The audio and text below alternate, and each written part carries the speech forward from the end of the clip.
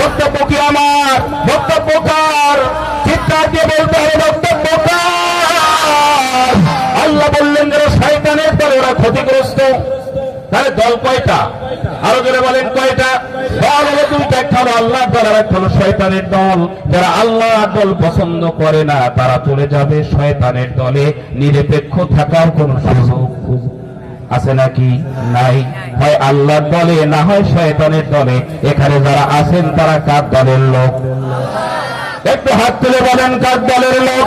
লিল্লাহি তাকবীর, লিল্লাহি তাকবীর। আল্লাহ পাক কবুল করুন, সকলে বলি আমিন। আমরা আল্লাহর দলের লোক ইনশাআল্লাহ। জান্নাতের মালিক কে? আরো যারা বলেন মালিক কে? তাহলে আল্লাহর দলের লোক যদি হয়ে যায় আল্লাহকে জান্নাত দিবে নাকি দিবে না? এই দুনিয়াতে যে ছোটখাটো রাজনীতি হয়, এই রাজনীতিতে কোন নেতার কর্মী যখন বিপদে পড়ে ওই নেতা দৌড়ে যায় কর্মীকে রক্ষা করার জন্য। আর আমরা যদি আল্লাহর দলের লোক হয়ে যাই তাহলে কিয়ামতের ময়দানে কোনো ভয় আছে?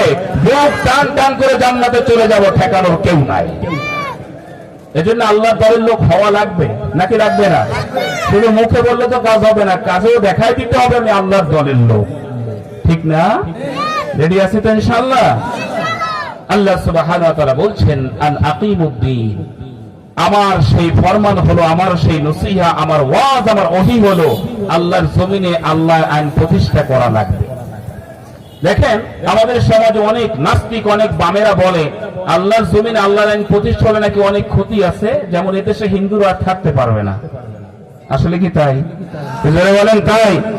আল্লাহ সূরা বাকারার 256 নম্বর আয়াতে জানায়া দিলেন লা ইকরাহা ফিদ্দীন, দিন নিয়ে কোনো বাড়াবাড়ি নাই, বরং যে দেশে ইসলাম প্রতিষ্ঠিত আছে ওই দেশে অমুসলিমরা বেশি সুরক্ষিত থাকে।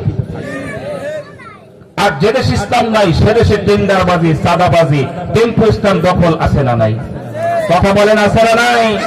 সেখানে জোর যার মূল্য তার মাইট ইজ রাইট, এই সিস্টেমে চলে। আর যেখানে কোরআনের শাসন আছে সেখানে কৃষক থেকে শুরু করে দিনমজুর থেকে শুরু করে রাষ্ট্রপতি পর্যন্ত একই সিস্টেমে চলবে। কারো জন্য বিরানি হবে, কারো জন্য পান্তাবাদ। এটা ইসলামী রাষ্ট্র মানতে চায় না, ঠিক না?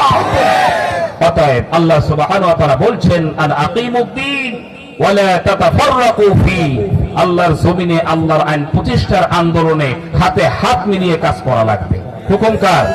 ওয়ালা তাতাফাররাকু ফি, আলাদা হওয়া যাবে না।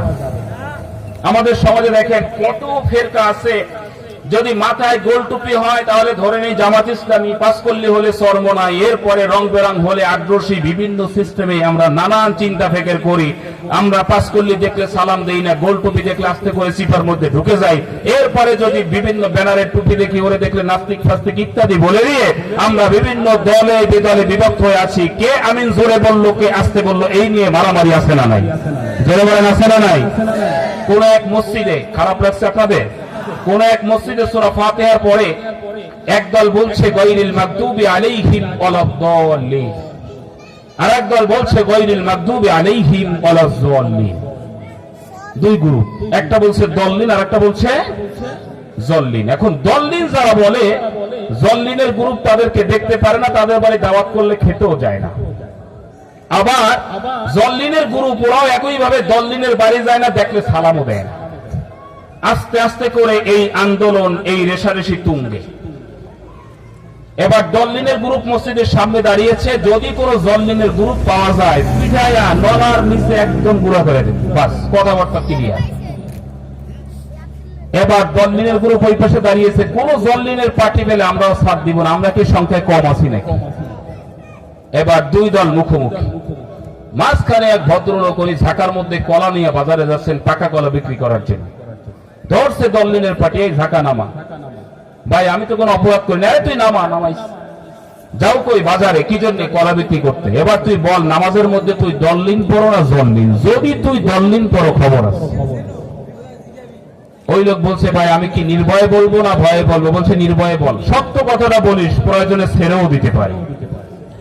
এবার ওই কলাওয়ালা বলছে আল্লাহর কসম, আল্লাহর কিরা, আমি নামাজই পড়ি না।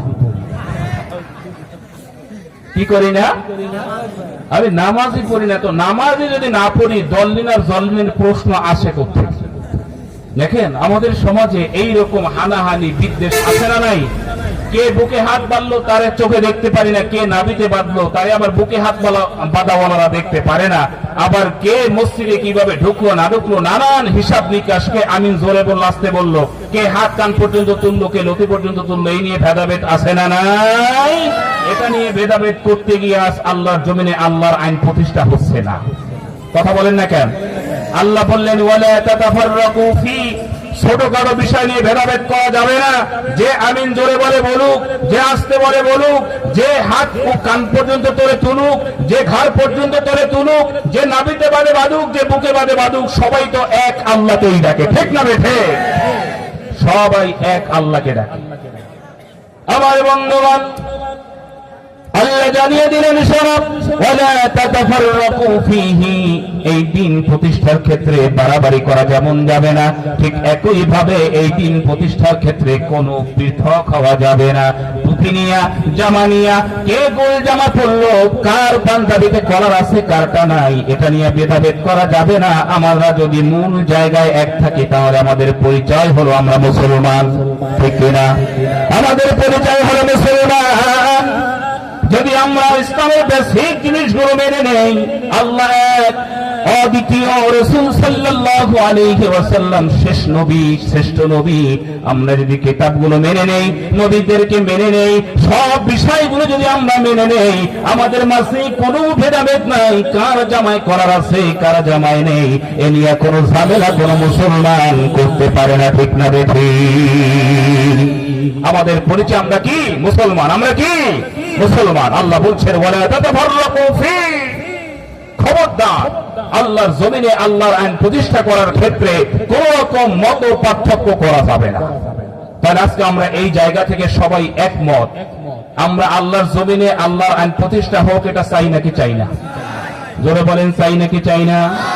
বলবেন হুজুর এ তো আবার রাজনীতি, এ তো আবার রাজনীতি। কিন্তু আপনাদের কাছে জানতে চাই, এই কোরআনে কি রাজনীতি আছে না নাই? কথা কয় না, আছে না নাই? নামাজের কথা বললে হুজুর আসলে এই কথাগুলো খুব চমৎকার, যখনই রাজনীতির কথা হয় হুজুর ওটা বাদ দিয়ে দেন। হ্যাঁ হ্যাঁ, তাহলে কোরআনে আমি রাজনীতির চ্যাপ্টার বাদ দিয়ে দিব? এখন কোন সুদখোর যদি সামনে বসে থাকে তাহলে কোরআনের সুদের আয়াত আছে না নাই? আমি একদম বলবো না। কোন ঘুষখোর যদি সামনে বসে থাকে কোরআনের মধ্যে ঘুষের আয়াত আছে না নাই? আমি একদম বলবো না। কোন মদখোর, কোন জুয়াখোর যদি সামনে বসে থাকে, ওরে দেখে দেখি কি আমি কোরআনের মদের আর জুয়া বাদ দিয়ে অন্য আয়াত বলবো নাকি? ওর ঘাড়ে লাগুক আর মাথায় লাগুক, ও মরুক আর বাসুক, ও নিয়ে দেখার সময় নাই, যেটা আসবে সেটা বলতেই হবে, ঠিক না বেঠে? আমার বন্ধুগণ, আল্লাহ সুবহানাহু ওয়া তাআলা বলছেন কোন মত পার্থক্য করা যাবে না, সবাইকে মেনে নিতে হবে। তাহলে আল্লাহর জমিনে আল্লাহর আইন প্রতিষ্ঠা করা এটা ফরজ, এটা সবাইকে একমত? জোরে বলেন একমত নাকি কারো দ্বিমত আছে? সবাই একমত। এখন এটা কিভাবে করব? একটা সিস্টেম আছে না নাই? আছে। যদি কোরআনের সিস্টেমটা থাকে তাহলে আমার কি বলতে অসুবিধা আছে? আমি কি বলতে পারি নাকি পারি না? যদি বলেন হুজুর না ওটা বলা লাগবে না, আপনি কবরের কথা বলেন, শুধু কবরের কথা বলেন, উপরে উঠবেনই না, তো ঠিক আছে। আর যদি বলেন না হুজুর কোরআনে যা আছে তা বলবেন, কোরআনের বাইরে বলবেন না, তাহলে আমি একমত। আর যদি বলেন শুধু কবরের কথা কন, তাহলে আমি এটা রাজি নেই। উপরেরটাও কোয়া লাগবে, নিচেরটাও কোয়া লাগবে, পরকালেরটাও কোয়া লাগবে, ইহকালেরটাও লাগবে, নাকি রাখবে না? আল্লাহ বলেন রব্বানা آتنا في الدنيا حسنة وفي الآخرة حسنة وقنا عذاب النار الله أكبر الله বলেন দোয়া করো রব্বানা, হে আমার প্রতিপালক, আতিনা ফিদ দুনিয়া হাসানা, দুনিয়াতে আমি কল্যাণ চাই, ওয়া ফিল আখিরাতি হাসানা, পরকালেও কল্যাণ চাই, ওয়া কিনা আযাবান নার, আর জাহান্নামের আগুন থেকে আমি বাঁচতে চাই। এই দোয়ার মধ্যে দুনিয়ার কল্যাণ চাওয়ার কথা আছে না নাই? তাহলে শুধুমাত্র পরকাল নিয়ে থাকবেন না, দুনিয়াতে কল্যাণ পেরি, পরকালটা যিনি সুন্দর করে দিবেন তিনি কে? এজন্য দুনিয়াতেও কল্যাণ পাওয়ার দরকার আছে না নাই? আল্লাহ শিখাই দিলেন শুধু পরকালের জন্য দোয়া নয়, দুনিয়ার জন্য দোয়া আছে। দুনিয়ায় যখন সত্যিকার আছে আল্লাহর জমিন আল্লাহর আইন প্রতিষ্ঠিত হয়ে যাবে, এদেশের নামাজি মানুষগুলো ভালো থাকবে, তাদেরকে কেউ আর ওই জঙ্গি বলে, মোল্লা বলে গালি দেওয়ার সাহস পাবে না। আমার বন্ধুগণ, আজ বাংলাদেশের টোটাল জনসংখ্যার মাত্র 0.5% হচ্ছে নাস্তিক। 0.5% নাস্তিক গোটা জনসংখ্যার। আজকে দেখেন নাস্তিকরা ঢাকার বুকে বুক ফুলিয়ে বড় বড় কথা বলে, আর এদেশে 90% মুসলমান থাকার পরেও মুসলমানরা তাদের বাক স্বাধীনতা কোরআনের কথা স্পষ্টভাবে বলতে পারে না। আমার কথার সাথে কি একমত? পারে না। আপনি সাহাবাকে কি আন্দোলন করবেন, পুলিশ আপনাকে পিছাবে যদি মাথায় টুপি আর লম্বা জামা থাকে?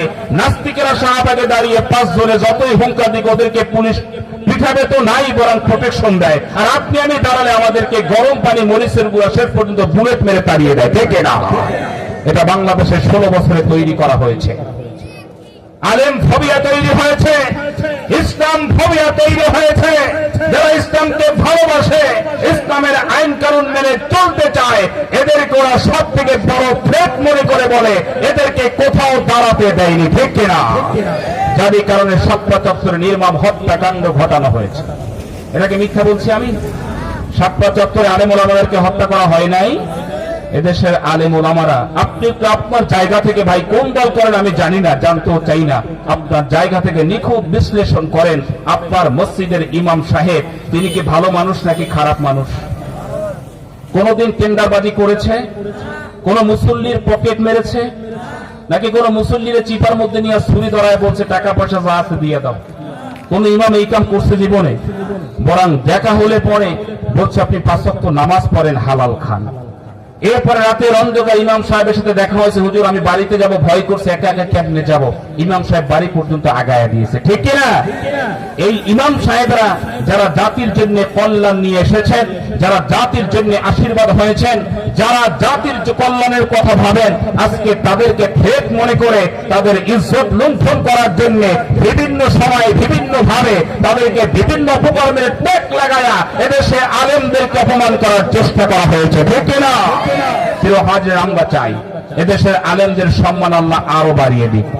সকলে বলি আমিন। প্রিয় হাজির, মসজিদের ইমাম সাহেবদের পিছনে মুসল্লিরা লেগে থাকে। আমি তো মাঝে মধ্যে অবাক হই, সব থেকে ভালো মধুর সম্পর্ক হচ্ছে ইমাম সাহেব আর মুসল্লিদের মাঝে, নাকি?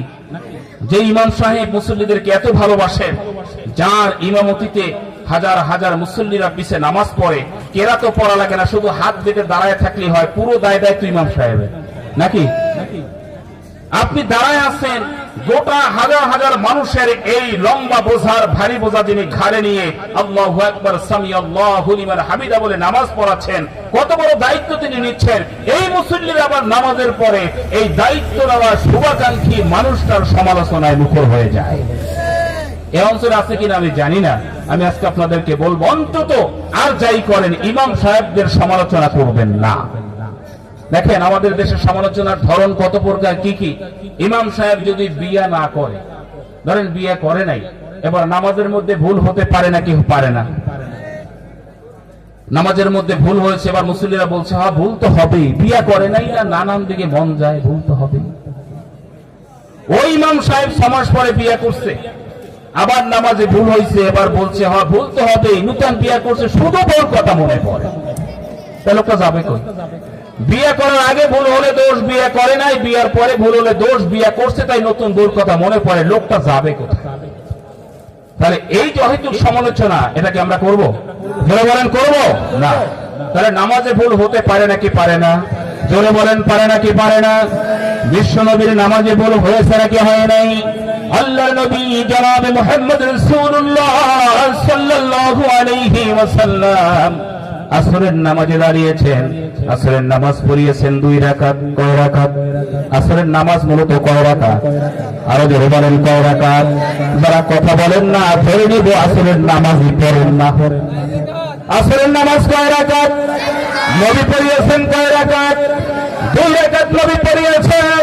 হযরত আবু বকর, উসমান, আলী কেউ ভুল ধরে না, সাহস পায় না।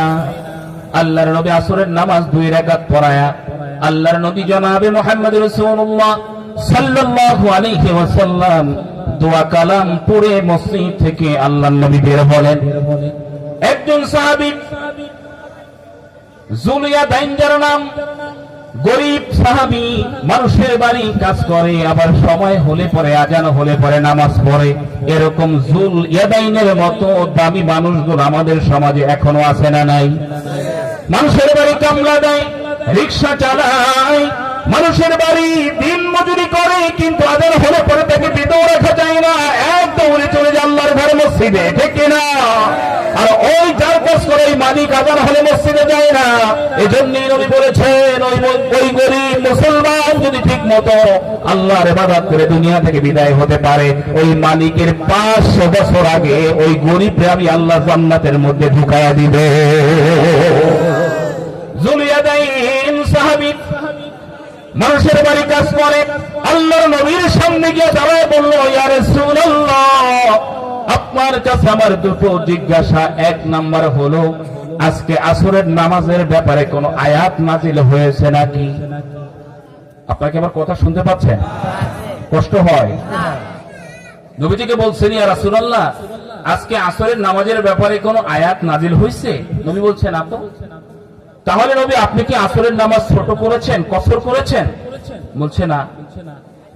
এবার জুলিয়াদাইন গরিব সাহাবী মানুষের বাড়ি কাজ করে, বলছে, ইয়া রাসূলুল্লাহ, আজকে আপনি আসরের নামাজ 2 রাকাত পড়াইছেন। সুবহানাল্লাহ বলুন। আপনি 2 রাকাত পড়াইছেন। নবী বলছেন না। আবু বকর, ওসমান, আলী, সালমান ফারসি কেউ বলল না, তুমি এসে বলছো যে আমি 2 রাকাত পড়াইছি। জুলিয়াদাইন বলছে, আমি চ্যালেঞ্জ করলাম, আপনি 2 রাকাত পড়াইছেন। তার মানে আল্লাহ সুবহানাহু ওয়া তাআলা যার অন্তরে ঈমান দেয়, সে শুধু কাকে ভয় করে? আল্লাহকে। ইবাদতটা কার জন্য? আল্লাহর জন্য। নবী ভুল করলে সেটাও ধরার অনুমতি আল্লাহ দিয়েছে, নাকি দেয় নাই? সেটাও দিয়েছে। আজকে অনেক খানকায় দেখা যায় পীর সাহেব যদি ভুল করে, বেগানা মহিলার মাথায় হাত দিয়া যখন দোয়া করে দেয়, পর্দার খেলাপ করে, তখন মুরিদরা বলে যে ওটা হুজুরের ব্যাপার, উনি অনেক উপরের টপকায় চলে গেছে, মাথায় হাত দিলে অসুবিধা নাই, ওটা তোমার জন্য না আমার জন্য, হুজুরের জন্য জায়েজ আছে। এরকম ভণ্ড যদি কোথাও থাকে, এই ভণ্ডর দরবারে লাথি মেরে চলে আসতে হবে, ইনশাআল্লাহ বলুন। আমার বন্ধুগণ, নবীর ভুল ধরে ফেললেন জুলিয়াদাইন। আল্লাহর নবী জুলিয়াদাইনের চ্যালেঞ্জের মুখে আল্লাহর নবী দাঁড়িয়ে গেলেন। তিনি বললেন, তাহলে চলো মসজিদের দিকে আবার ফিরে যাই। মসজিদের সামনে আবু বকরকে ডাকলেন, আবু বকর, আমি কি আসরের সালাত 2 রাকাত পড়িয়েছি নাকি 4 রাকাত পড়িয়েছি? আমার তো মনে পড়ে আমি 4 রাকাত পড়িয়েছি, কিন্তু জুলিয়াদাইন বারবার বলছে আমি নাকি 2 রাকাত পড়াইছি। আবু বকর বললেন, ইয়া রাসূলুল্লাহ, আমি ভয় পেয়ে গিয়েছিলাম, তবে জুলিয়াদাইনের কথা সঠিক, আপনি 2 রাকাত পড়াইছেন। নবীকে এতক্ষণ বললো না কেন? 2 রাকাত পড়াইছি, তুমি কেন কও নাকি? ভয় পাইছি, আমি কেমনে কম? আপনার সামনে আপনার ভুল করার সাহস আমার আছে নাকি? নবীজি বলছে, তোমার একজনের সাক্ষী নিলে হবে না। ওমর, লাব্বাইক ইয়া রাসূলুল্লাহ, আসরের নামাজ কয় রাকাত হইছে? কয় 2 রাকাত। আগে বললো না কেন? ভয় পাইছি, সাহস পাই নাই। ওসমান, আলী একই কথা, নবীজি পড়াইছেন 2 রাকাত, কিন্তু 4 রাকাত পড়ানো লাগবে, এইটা বলার সাহস আমরা পাইনি। আপনার ভুল হয়েছে, এইটা বলার সাহস পাই নাই। নবীজি বললেন, শোনো, আমি নবী, আমি একজন মানুষ, আমারও ভুল হতে পারে। জুলিয়াদাইনের মাথায় হাত বুলিয়ে বললেন, তোমার জন্য আল্লাহর দরবারে দোয়া করলাম, আল্লাহ যেন কিয়ামতের ময়দানে তোমার বুকটাকে সবার থেকে উঁচু করে দেয়। সুবহানাল্লাহ। এই সাহস তোমার দিলের মধ্যে। আমি নবী অবাক হলাম, আবু বকর, ওসমান, আলী, ওমর বলতে সাহস পায় নাই। জুলিয়াদাইন তুমি একজন গরিব মানুষ আমার সামনে এসে দাঁড়িয়ে বলছে, ইয়া রাসূলুল্লাহ, আমি চ্যালেঞ্জ করলাম, ওপেন চ্যালেঞ্জ, আসরের সালাত আপনি 2 রাকাত পড়াইছেন, 4 রাকাত পড়ান নাই। আল্লাহ নবী বললেন, সাহাবীরা শোনো, ভুল হতে পারে, আমি নবী, আমারও ভুল হতে পারে। কেন হয় জানো নাকি? প্রত্যেক মানুষের সাথে আল্লাহ সুবহানাহু ওয়া তাআলা জন্মের সাথে সাথে একটা শয়তান লাগায়া দিছে। কি লাগায়া দিছে? যেই শয়তানের নাম হলো কারিন। কি নাম? আরো জোরে বলেন, কি নাম? কারিন। প্রত্যেকটা মানুষের সাথে কারিন নামক শয়তান আছে। আল্লাহর নবী সাহাবীদেরকে বললেন, কারিন শয়তানের কাজ কি জানো নাকি? কারিন শয়তান নামাজের মধ্যে মানুষকে ভুলায়া দেয় যে কয় রাকাত পড়েছে। কারিন শয়তানের কাজ হলো কোরআনের মাহফিল থেকে মানুষকে উঠিয়ে নিয়ে যাওয়া। আমি আর কিছু বলবো না, যদি কেউ জানতে আমরা ধরে নেব যে কারিনের ওয়াসওয়াসা এখান থেকে ভাগছে। আল্লাহর নবী জানিয়ে দিলেন, শোনো, কারিন কোনো ভালো কাজ করতে দেয় না, ভালো কাজের বিরোধিতা করে। ও সাহাবীরা শুনে নাও, দুজন মানুষকে আল্লাহ সৃষ্টি করেছেন, কিন্তু কারিন শয়তান ওই দুইজনের সাথে দেয় নাই। কয়জনের সাথে? তাম পৃথিবীর সবার সাথে দিয়েছেন দুজনকে বাদ দিয়ে। একজন হলো ঈসা রূহুল্লাহ, আর একজন হলো তার মা মরিয়ম আলাইহিস সালাম। সুবহানাল্লাহ বলেন। এই দুইজন ছাড়া বাকি সকল মানুষের সাথে আল্লাহ কারিন শয়তান দিয়েছেন। সাহাবীরা জিজ্ঞেস করলো, ইয়া রাসূলুল্লাহ, যদি সবার সাথে দেয় ওই দুইজন বাদ দিয়ে ওই দুইজনের মধ্যে তো আপনি নাই, তার মানে আপনার সাথেও কি কারিন শয়তান আছে? নবীরে জিজ্ঞাসা সাহস করে, ইয়া রাসূলুল্লাহ, আপনার সাথেও তো তাহলে আছে? নবী বলছে, আমার সাথে ছিল, এখন নাই। সুবহানাল্লাহ বলেন, জোরে বলেন সুবহানাল্লাহ। আগে ছিল, এখন নাই। নবীজির কাছে নবী যখন এই কথা বললেন, সাহাবীরা বলেন, কেন এখন হয়েছে কি শয়তান কিছুটা মরছে? নবী বলছে, না, শয়তান তো মরবে না। তাহলে হয়েছে কি? নবী বলছে, শোনো, ওই শয়তান এসেছিল আমার কাছে আমাকে কুমন্ত্রণা দেওয়ার জন্য। আমি তখন মাথায় হাত বুলায় বললাম যে, তুই কি দুনিয়ার মানুষ আর চেনো নাই? আমার এই কুমন্ত্রণা দিতে। তখন শয়তান বলল যে, আমার কাজ আমি করে যাব, তুমি নবী নাকি ওইটা দেখার টাইম আমার নাই। আল্লাহ নবী বলেন, আমি তখন তার মাথায় হাত বুলায় বললাম, দেখ, তুই তো ভালো, তোর গুরু যে আছে সেও যদি রাত দিন পড়ে থাকে, আমি নবীকে এক চুলো বিচ্যুত করতে পারবে না, কারণ আমি নবীর পুরো রিমোট আমার আল্লাহর দুই হাতের মাঝে। সুবহানাল্লাহ। আমার আল্লাহ যেমনে চালায় তেমনি চলি, তুই কি করবি? বরং এই অকাম কুকাম না করে তুই মুসলমান হয়ে যা। নবী বলেন, আমি যখন এই দাওয়াত দিলাম, পরের দিন আসলো ঠিকই, এসে বলল, ইয়া রাসূলুল্লাহ, আমাকে কালিমা পড়ায় মুসলমান বানায় দেন। সুবহানাল্লাহ। সেই হাদিসের মধ্যে আছে, এই কারিন নামক শয়তান যে নবীজির সাথে ছিল সে মুসলমান হয়ে গেছে। নবী বলেন, এরপর থেকে এই কারিন শয়তান আমার আর ওয়াসওয়াসা দেয় না, বরং সকল ভালো কাজে আমাকে সহযোগিতা করে। তার মানে